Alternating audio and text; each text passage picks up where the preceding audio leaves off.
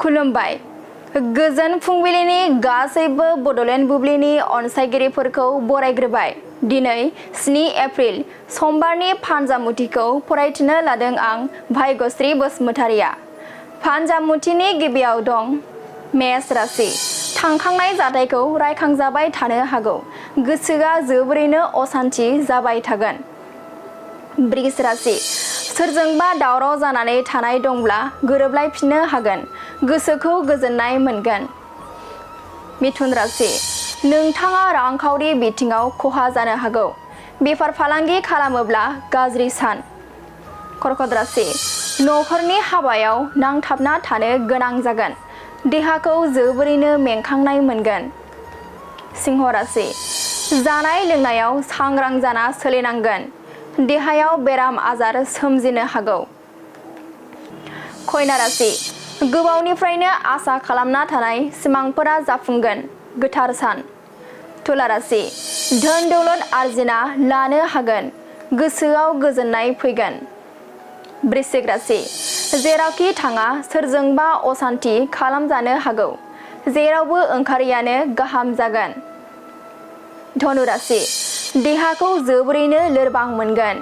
जानो लोंनो गोजोन गैयै जागोन। मकर राशि। दिनै नोंथांनि थाखाय मुलाम्फा गोनां सान जागोन। गोसोखौ जोबोरैनो गोजोननाय मोनगोन।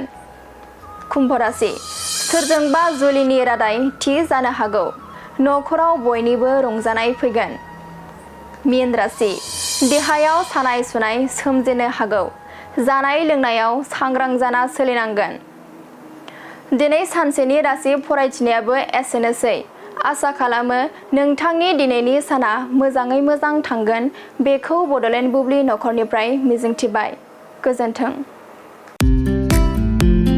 मोनसे फोसावथाय दतमा इउएन एकाडेमि फरायसालिया लानानै फैदों बेसेन नाङै मुं थिसननाय।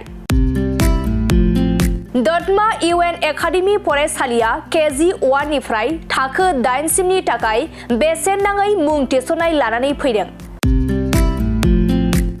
इउएन एकाडेमि दतमा फरायसालिया केजि 1 निफ्राय थाखो 8 सिमनि फरायसाफोरनि थाखाय बेसेन नाङै मुं थिसननाय होगासिनो दं।